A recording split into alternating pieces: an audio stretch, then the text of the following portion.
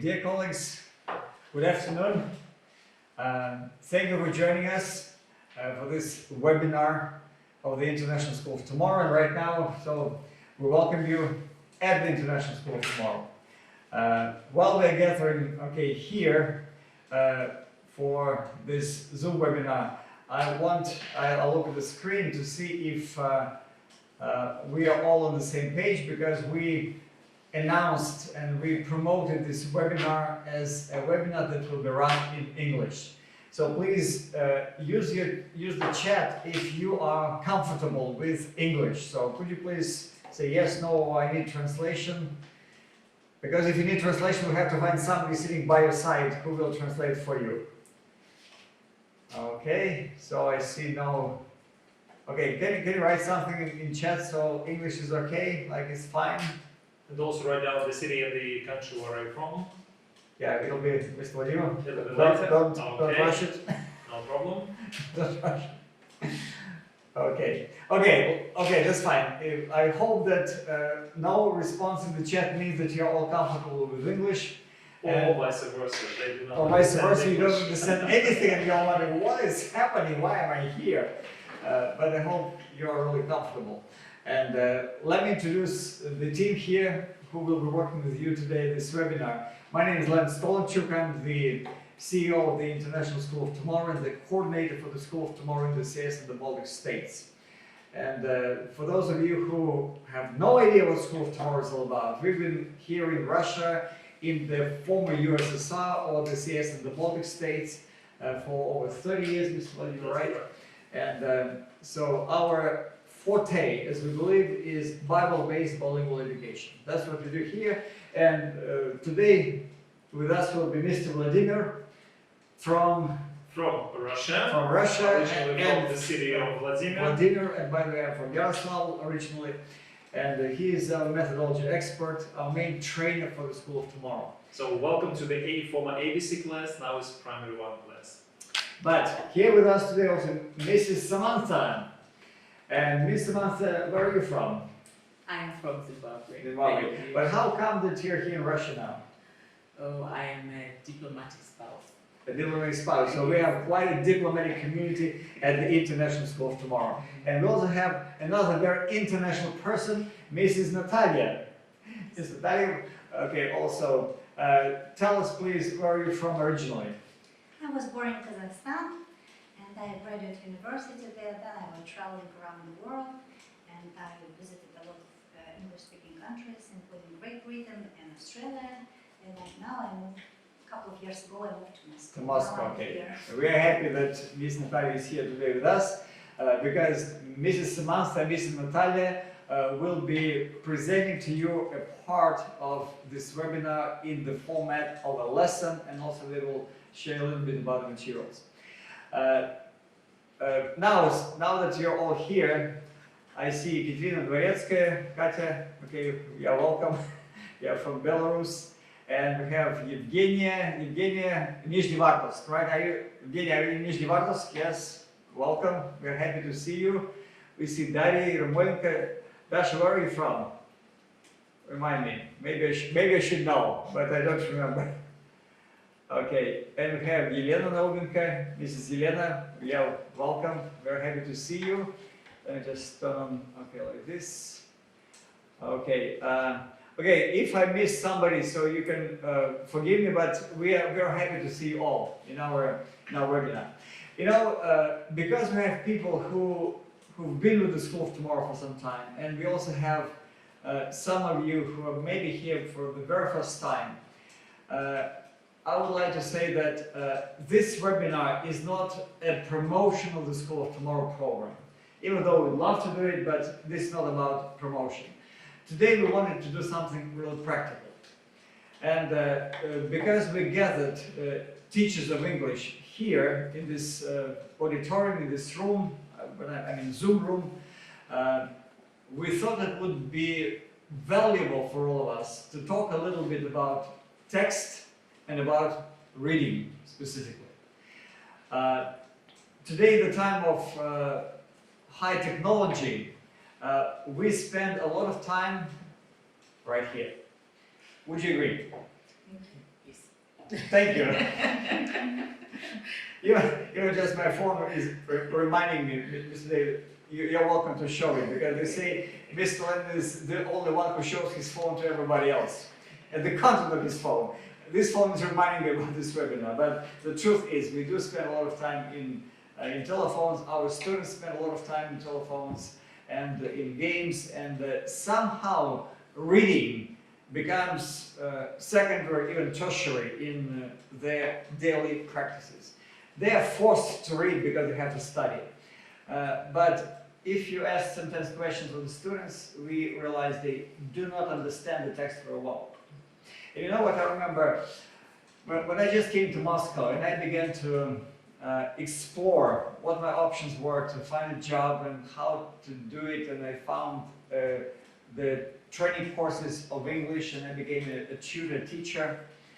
Parallelly, I was learning something about leadership. And I found a very interesting course by Earl Nightingale, Lead the Field.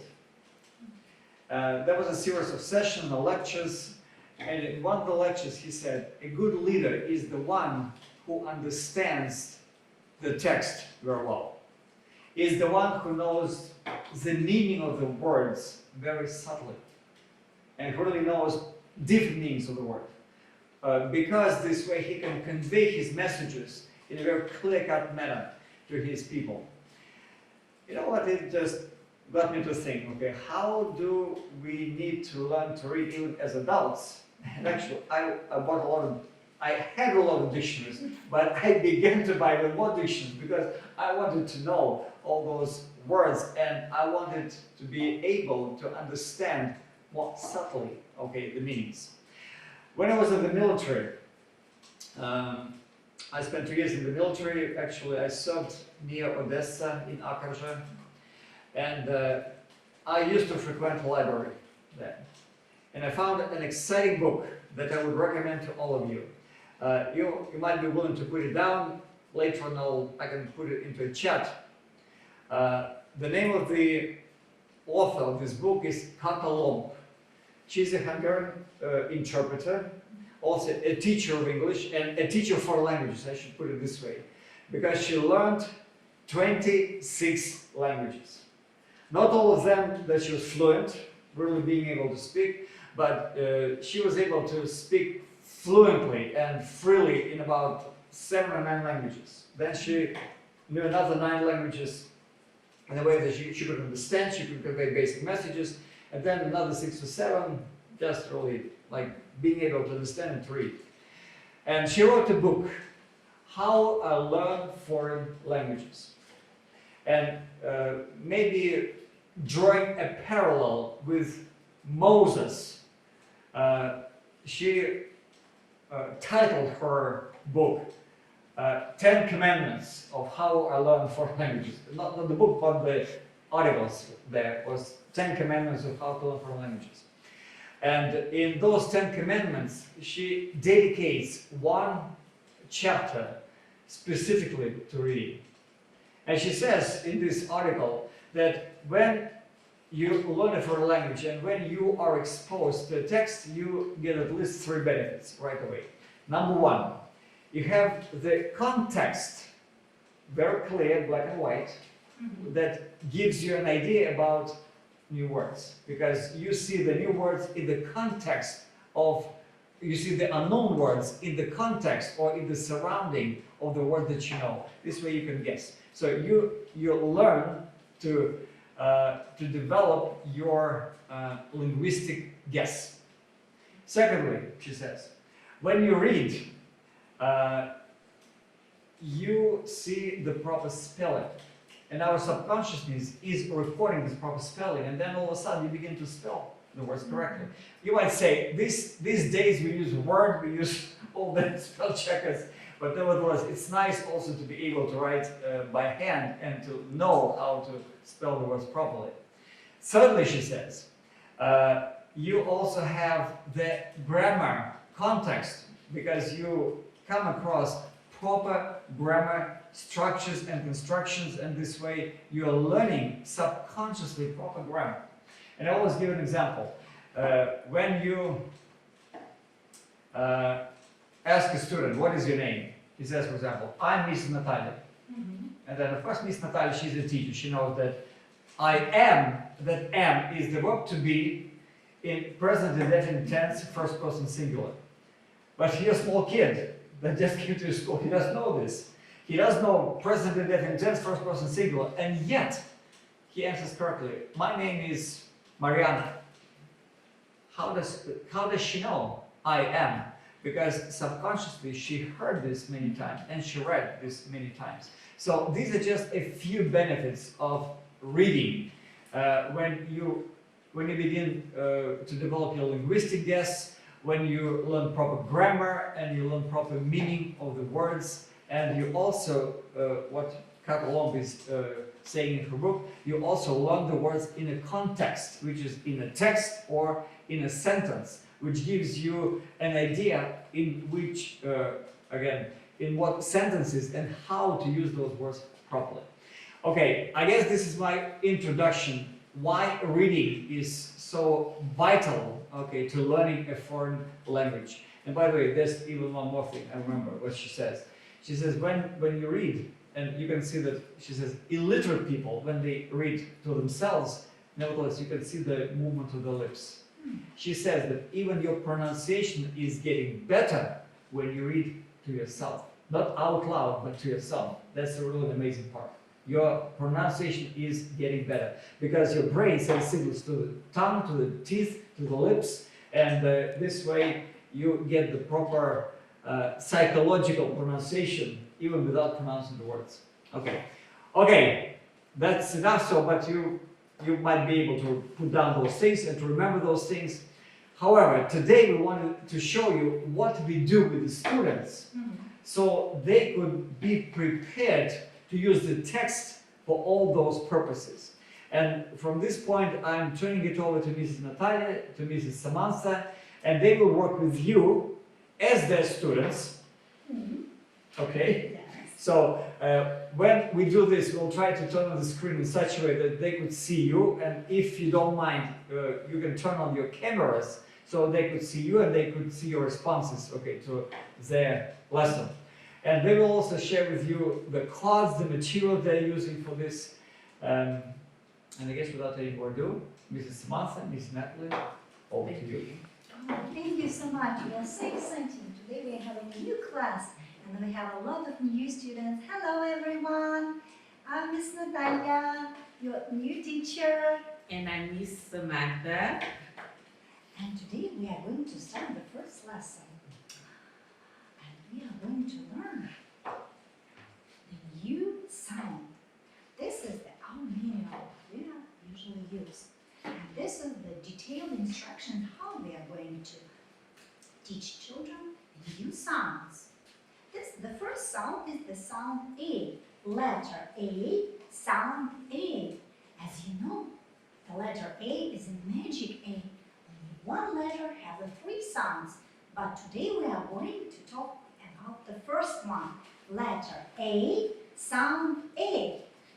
And you can see it in our manual. This is the first page of our manual. Okay. And here we have the cards. And we will introduce it our students. How can we know that this is the letter A and sound A?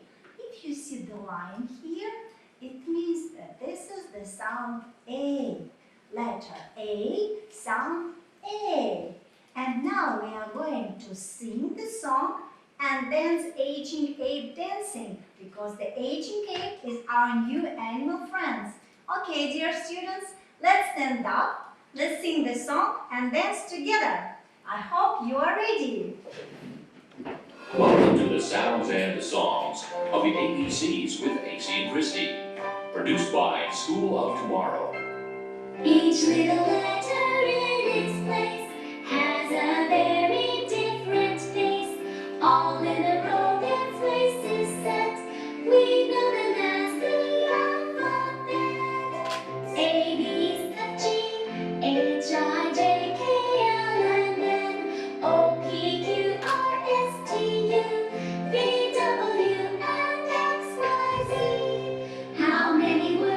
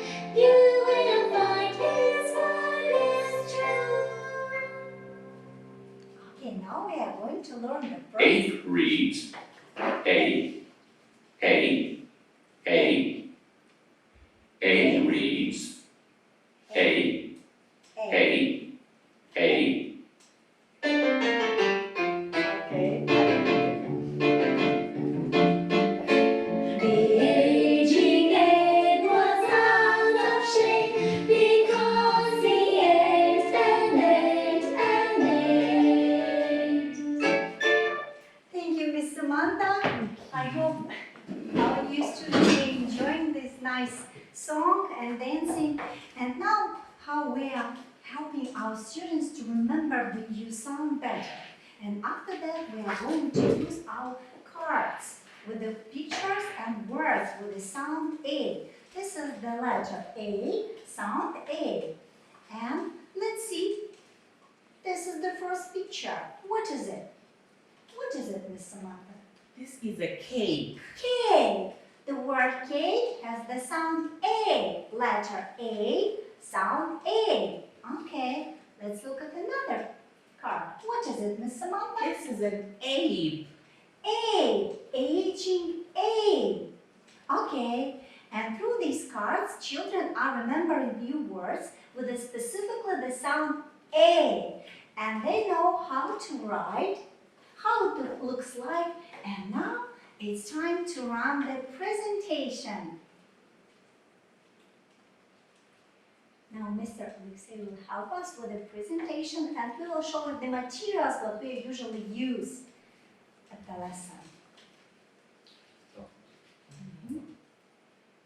This is the manual. You may see their paces. And this is the first page of our manual and you can read the detailed instructions how we are going to teach. And the next page is our cards with this letter and sound and our new animal friend. And the next our pictures. This is our pieces, and when children will have a piecework, they will start to work there. And after some time, step by step, they will learn how to blend different type of sounds, and this is the beginning of reading. At the beginning, it might be the simple words, but then they will read the texts. Okay. And the last page is our animal story. Miss Samantha, can you share with us? Certainly. Thank you so much. Hello again, our dear students. I'm going to tell you today about our new animal friend. Our new animal friend is the aging ape, from our magic letter, letter A with the sound A. A long, long time ago, there was an aging ape, and he liked to eat. He ate and ate and ate, and he did not know when to stop. And there were some little apes around the area, and they always cautioned him, "Oh, aging ape, look at the way you eat so much. You are getting bigger and bigger." And he said, "No, I am fit and I am fine." Then one day, our aging ape sat in his usual chair, and guess what? It broke. And that's when the aging ape realized, "Oh no, have I grown too big for my own chair?" Then he looked at his body and he noticed, "Oh, I have gained some pound of flesh there, and everywhere." And he was too big. Then he realized, "I need to stop eating and eating non-stop." And the smaller apes told him, "Oh, aging ape, it is bad to eat and eat and eat and not know when to stop." And the aging ape always liked to take the biggest slice out of every plate. If it were a cake, he liked the biggest one. If it were a banana, he would take the biggest one too, because his favorite fruit is and was the banana. And he would take the biggest and biggest one all the time. But the smaller apes cautioned him that it is very selfish to always want the biggest banana. It is very selfish to always want to reach out for the biggest share all the time. And when he realized that he was too big, he stopped. And he then decided that, no, I want to be a better animal. I want to have good manners and to have a healthy body once again. Thank you for listening to our new animal story. So now, I'm going to ask you some questions. If you know the answer, you raise your hand. And for every right answer, you will get a reward. And we call these rewards some merits. Okay, so our first question is, what letter did we learn today? What letter sound did we learn today? And Samantha, probably just because you're students now, you're welcome to turn on your cameras. Let's make it interactive. And you can actually, Alex Tolcher, our administrator, he will let you turn on your microphone. If you want to speak up, just turn on your microphone and you can answer. So what is the question again? Yes. What letter sound did we learn today? A. A, well done. Well done, Elena. And you get 10 merits. Thank you. 10 words go directly to Elena. Our second question is the aging ape a farm animal or a wild animal? If you know the answer, you may speak up. Wild animal. Wild animal. Who said that? That was It's a what? Gulnur. Yes. Gulnur, yeah. Thank you. And- And some merits to you. 20 merits to you. Okay. And Daria, you wanted... Very good. And Daria wanted to answer. Okay, Daria, to Daria. And our third question is it good and was it good for the aging ape to keep on eating continuously and not to stop and not know when to stop? Was it bad or was it good? Was it bad or was it good? Okay, Daria, please. Daria Gerumenko. Dasha. Hello, I hope you can hear me. It's Yeah. not good, I think. It's very bad. Yes, Dada, it was very, very bad. 20 merits for you. Okay, our next question is, did the aging ape listen to the little smaller apes when they cautioned him to stop this bad behavior? Did he listen or did he not listen?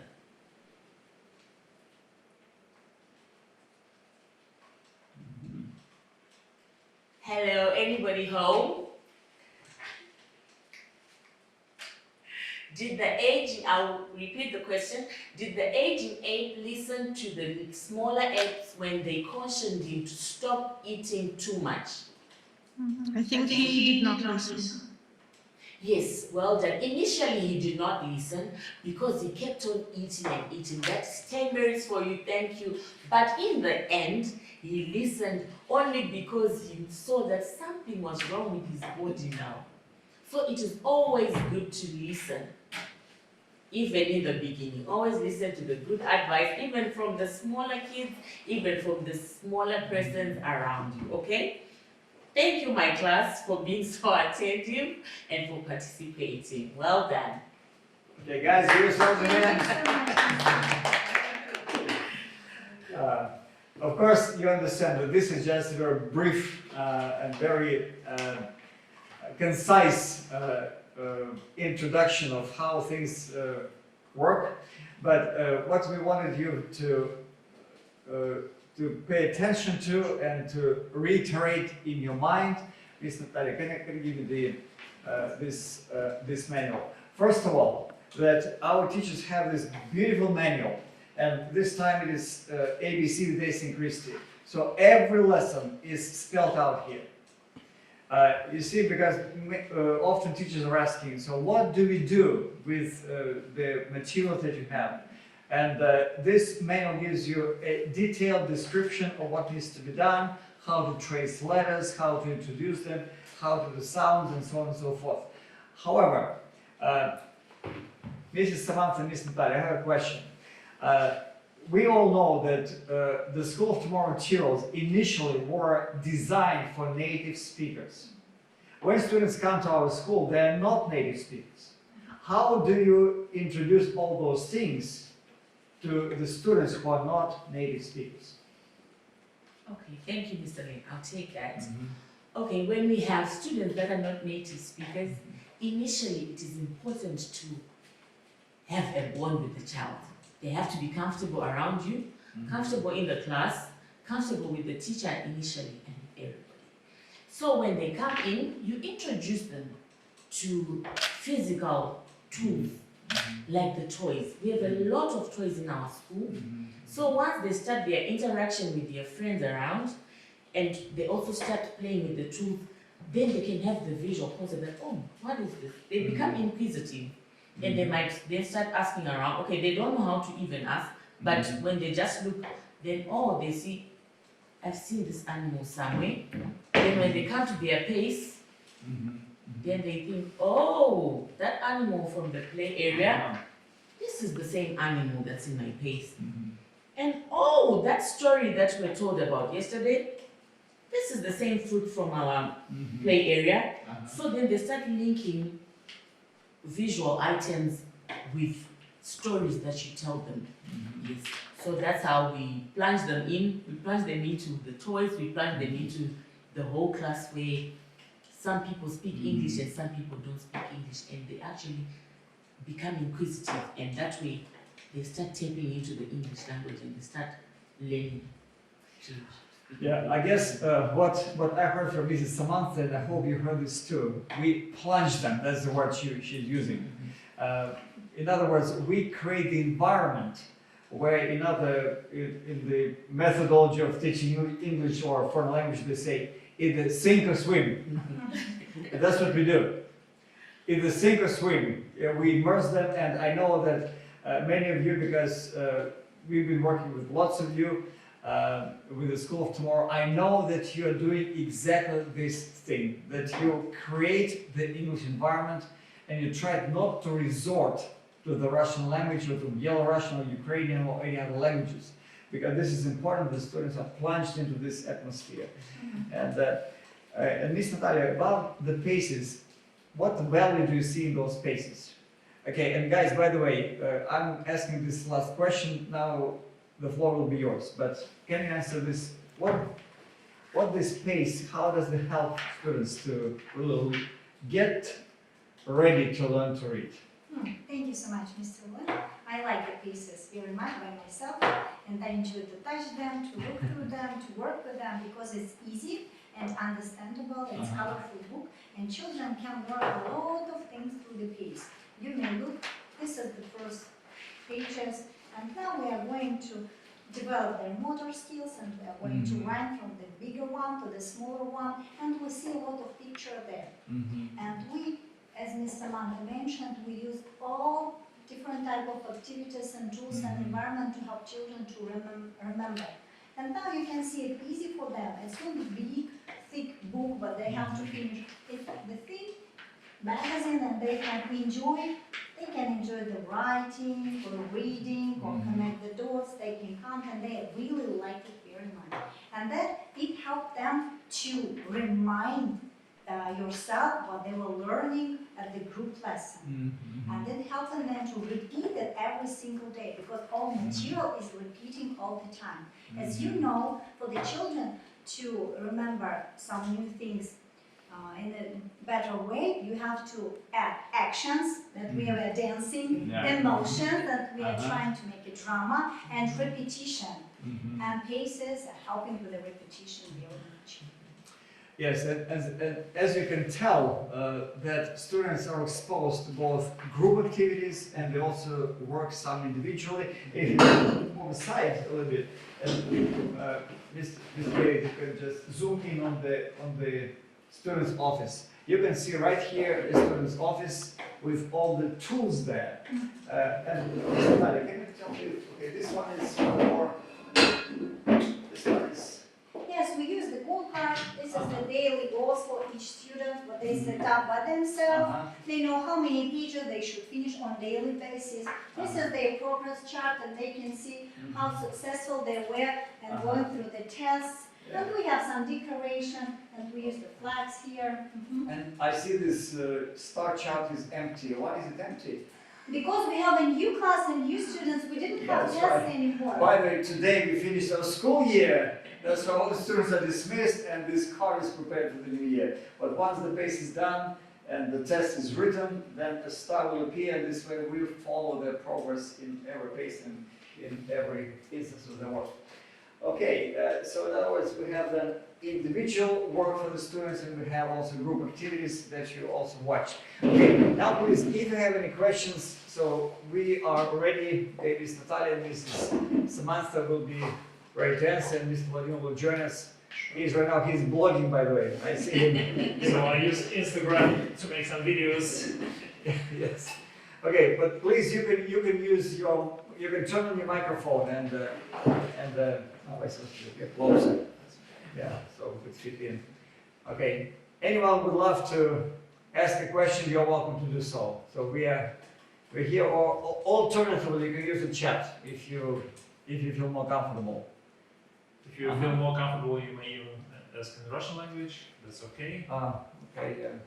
Because we'll plunge Miss Samantha in this case, okay, into the Russian language.